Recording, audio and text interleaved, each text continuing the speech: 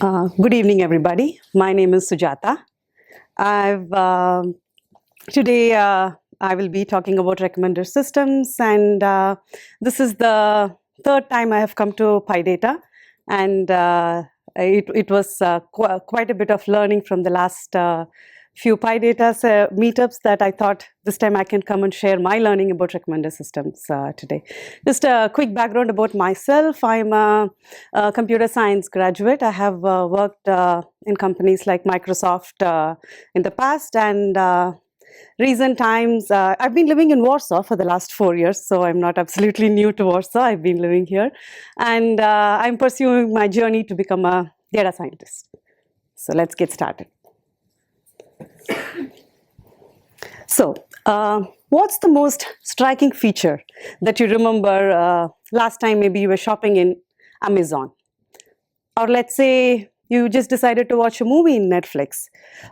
You could try recollecting how your experience was, right? In both these scenarios, you were probably, your attention could have been caught by something that was personal to you, right? It could either be the movies that were recommended or the products that were recommended to you. They were personalized to you based on your past preferences or the past items that you have viewed when you had gone to Amazon or Netflix.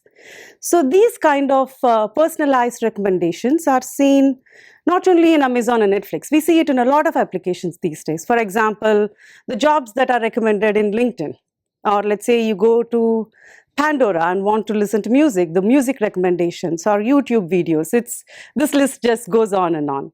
So I feel that going forward, it's going to be more of these recommendations which are going to be integrated in more and more applications. So we will try to go deeper into it. So before we get started, let's try to understand why we need recommender systems and why is it becoming more and more important. Data nowadays is growing faster than ever before. So 90% of data that we have today is what we have collected just in the last few years. So 90% of data, all of the data that we have is what we have collected in just a year or two, right? It's so much data that is getting collected each time. And the future expectation for data is also that it's probably expected to double every year or every couple of years. Now that's literally data explosion, right? We need systems that are going to help us cope in this era. So the other aspect to consider is also that as a user or a customer, our expectations when we use any application is also changing significantly. So when we go to a website or when we use an application, we want the interactions to be personalized to our needs. We do not have so much time to go searching for information. We want relevant information to be readily available for us whenever we use an application. Last few years, if you see, search was integrated in all the applications. Now, that's not going to suffice anymore because there's so much data that search is no longer going to be valuable enough. It's these personalized information that are specific to every user. That's what is going to be more valuable going forward. And that's the reason why recommender systems are going to become super critical. So we could broadly classify recommender systems in 3 categories. For example, the first one is the memory-based techniques, wherein these systems work by finding similar items, either the users who are similar to each other or products that are similar to each other. It just works on finding similar items and using that to make recommendations. So content-based and collaborative filtering are 2 of the approaches which come under these memory-based models. Then there's another category of recommender systems which are called model-based, wherein it does not work. It is not going to use the same similar users or similar items. It's going to find some hidden patterns which are inside the data and learn some features from that. And using that, it's going to make predictions. Now, these features, we call it as latent features, or latent factor models, as they say. And matrix factorization, and we did come across matrix factorization in the previous lecture also, and stochastic gradient descent, which is a regular learning algorithm, which is also a technique that can be used in this model-based recommender systems. Then in the deep learning space, there's a lot of work that's going on right now. For example, how to leverage convolution neural networks or recurrent neural networks and autoencoders, word embeddings, you name it. A whole lot of research that is going on in the deep learning space to leverage those techniques for recommender systems. So even this is I would say is a sub category of model based ones, because even using deep learning, all that we are trying to learn is learn more and more latent features from the data. So let's look at the basic memory based model, which is called the content based filtering. Here it is, as we mentioned before, this is going to look for users who are users or products which are similar to what you have, similar to the user's prior purchases. For example, if a user has so throughout the presentation, we will be coming across the similar scenario of movie recommendations. So just to keep it in the same context, let's say that a user is typically he watches science fiction movies. Let's say he watches Star Trek. So next time he comes into the system, the recommender is most likely going to recommend him. Let's say if a new Star Wars movie is released, it's most likely going to recommend that movie to the user. We hope it does. So that's the goal. But the way it works is you have domain specific features which are which are defined when the content based filtering systems are developed. So here in this movie recommender domain, the features such as whether it's the genre of the movie or the artists who have acted in the movie, the year the movie is released, a whole lot of domain specific features are defined, which are then used to find similar movies, and which again gets recommended to the users.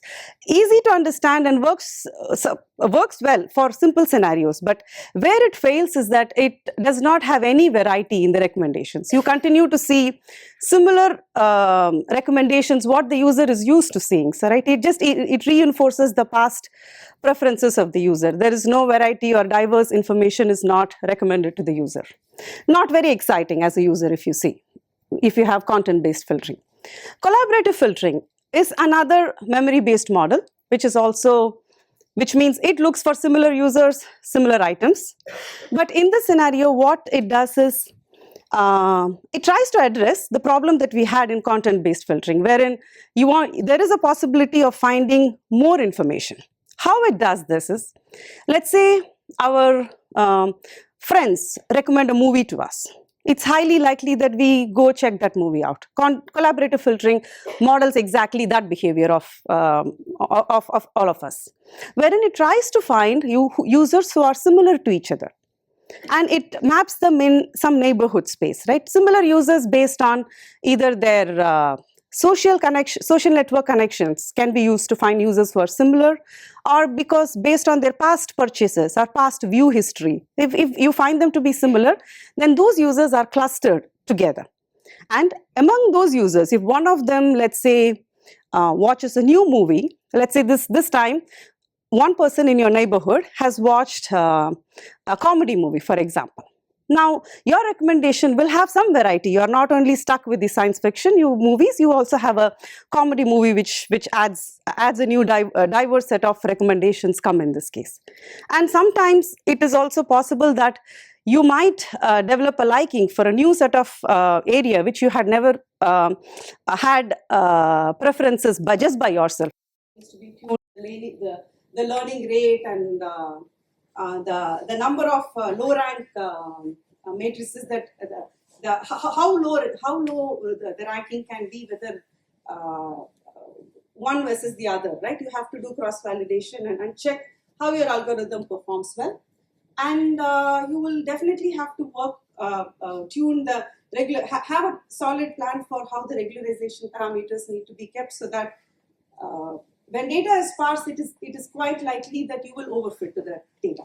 So there has to be approaches in the system so that the algorithm can also generalize well. Okay, so I will do a quick code walkthrough, or if my network is also there, I could do a quick demo.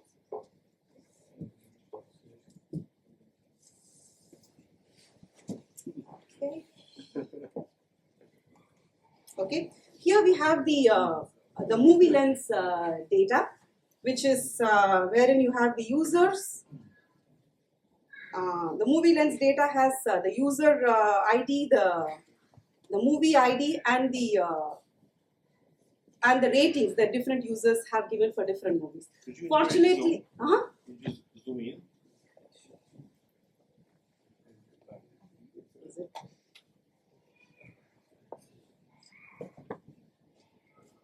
Okay. It's okay. Okay. So fortunately, this is a data for learning purposes. So movie lens data does not have any null value, so it is a fully dense data. So you could I'm going to skip and directly come to the model-based technique. Here I am using the singular value decomposition function as part of the Python library. And here the training data is nothing but the rating for different users and different movies. So that's the data, and I've given this value of k, which is the in the presentation what we had as the ranking, the low dimensionality that we want that we want to get out of this decomposition. At the end of the factorization, whatever level we want the data to be, so that's k. So what it does is SVD spits out three matrices. It gives the data about the users. Then there is this singular value which is dependent which comes as a result of whatever dimensionality you have specified, and the movie related data. And if you do a dot product of all these three data that comes out of SVD, that's the x underscore pred. That's the value of all your predictions for all of the data. It's not only the data that you have. You end up predicting the entire matrix again. And when you do this, so this is the output that I got. Let's say for a random user 16, these are the movies that the system is recommending. And if you look at the mean squared error, it's definitely not doing well. It's probably because of the way the factorization is happening, or it could be just because of the way the data is set up also. It's a smaller data set, for example. So, and if you see the difference between the actual rating and the predicted rating, it's definitely nowhere close. So another approach, we discussed that we are trying to form the same latent, the low dimensional matrices, but this time using the stochastic gradient descent. So stochastic gradient descent picks upon each user an item and makes the prediction. And once the prediction is done, you can compare the actual value that was there for that user and item and the predicted value, and that's the error that you get. And you update the user feature and movie feature based on your learning rate and lambda, which is the regularization parameter, and you find the error again. Now this time, if you see, the algorithm has performed much better. The loss is reduced from 2 point something to it's 0.78, and your prediction is it's not great, but it's fairly close. So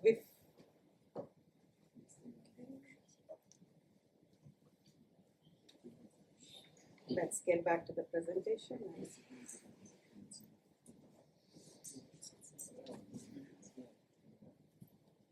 Okay. So the last piece of approach for recommender system will be using a neural net for making the predictions. These neural nets are definitely not, so we will be talking about a simple neural network called the restricted Boltzmann machine. This is not a deep neural network.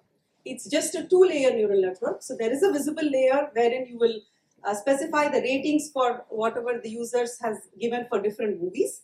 And you train this to predict the number, and the number of nodes in the hidden layer is also how you specify it, to me, it is synonymous to the number of latent factors that you reduce it to. Right? You're trying to learn that many hidden features from your data. So there is this algorithm works in this way. There is a forward pass where you take in the visible data and try to predict your hidden layer data by training on some weights. And you take the hidden layer weights as your hidden layer that you have predicted as your input.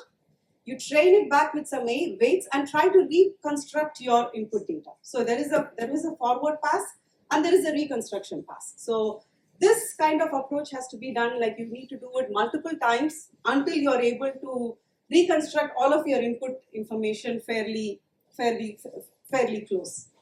So once this is done, this is another technique wherein you are able to predict all of the missing ratings for the users. So the whole idea for us is we want to make predictions for movies that the user has not even seen. So if you are able to make the predictions well enough, then we can make appropriately the top movies where the user might predict highly as the recommended movies for the user.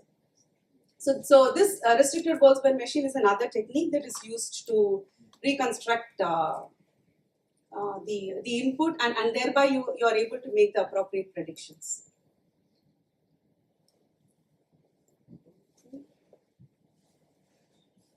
So here I will not probably sit down because it's just we are using Tensorflow for trying out a simple restricted Boltzmann machine network.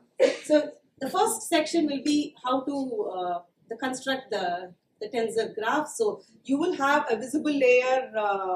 So you will have weights to be initialized and trained between your visible layer and the hidden layer, and then there are biases that needs to be trained also for the visible layer and biases for the hidden layer, and that's exactly what we are initializing here.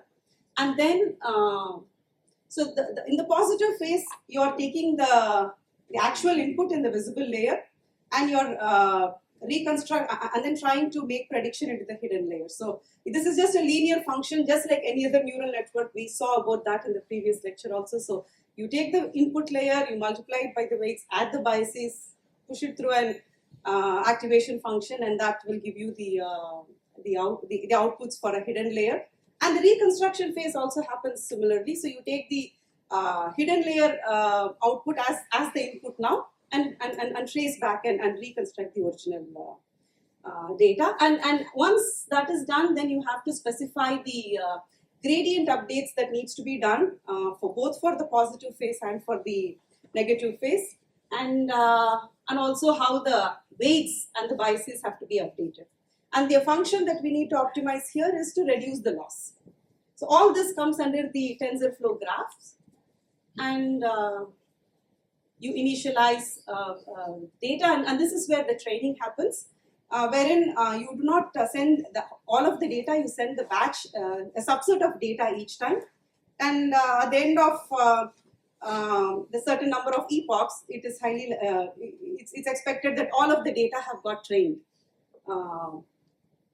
once or more than once.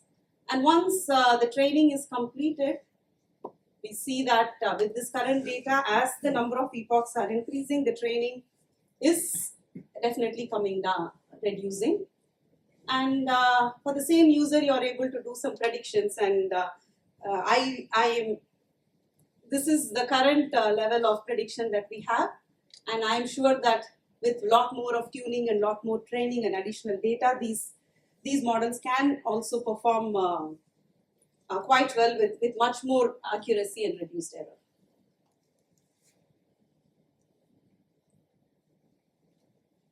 Okay, so we just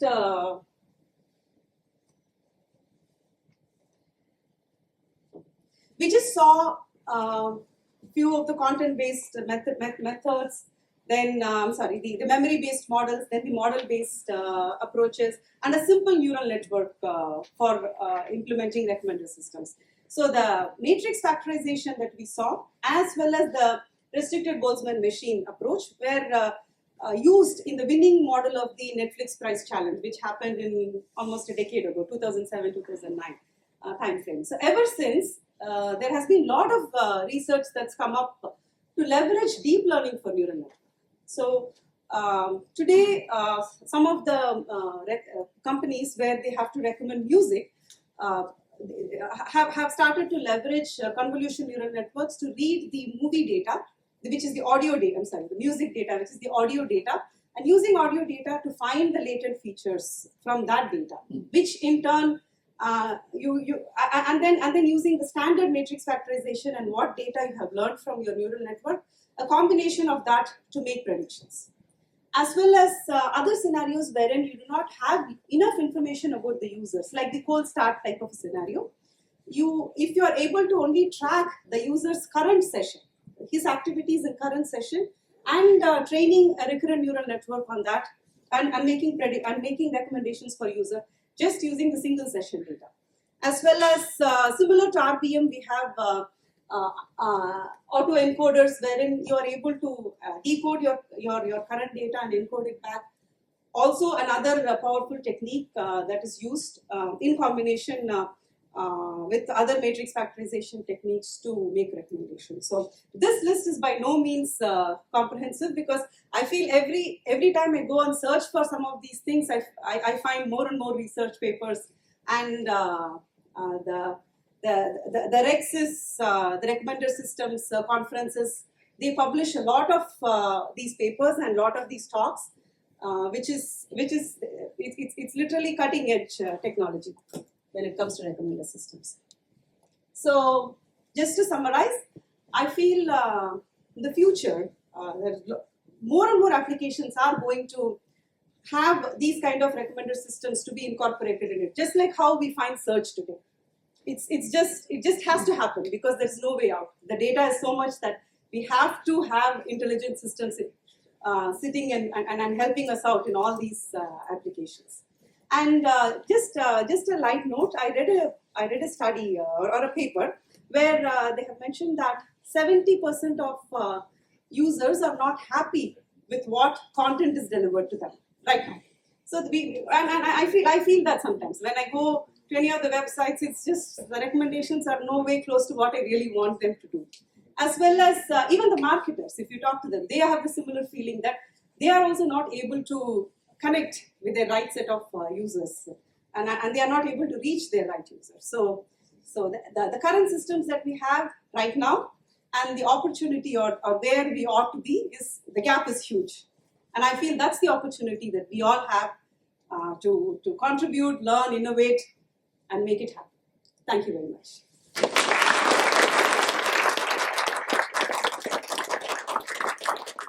So the code I just went through really quick, and I have the GitHub link in the presentation, and I will be constantly working on it and making updates. So if any of you want to check it out in detail, you can. Thank you. Okay, thank you so much. Questions? There's one in the back.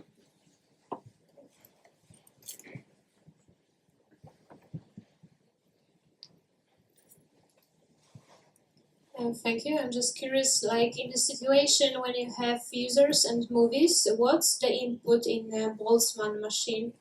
Like you can have only like user IDs and movie IDs and the ratings, or you just need some more features about the movies? So in this scenario, it will be only the ratings. So the ratings are typically, let's say, on a scale of 1 to 5.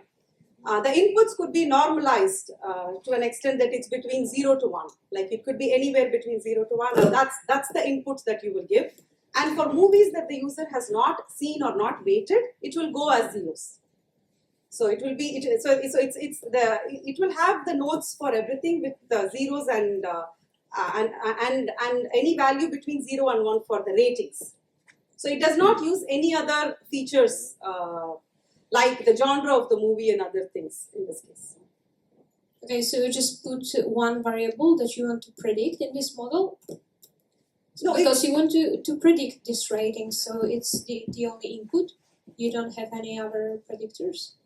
No, so the way this works is you are looking at the rating information that the user has provided, and you are trying to predict the rating information for all the other movies that the user has not provided, has not seen. So it looks for the interaction between that the users and each. So there is a separate restricted Boltzmann machine which gets trained for different users, but the weights get shared. So you continue to learn from one user's ratings, and the learning is applied to all the carried forward with the other users' data. So that's the approach for training to repredict your input. So if you are able to reconstruct the input fairly close, which means your weights can be used to predict your unseen data also. Okay, thank you. Thank you. Another question?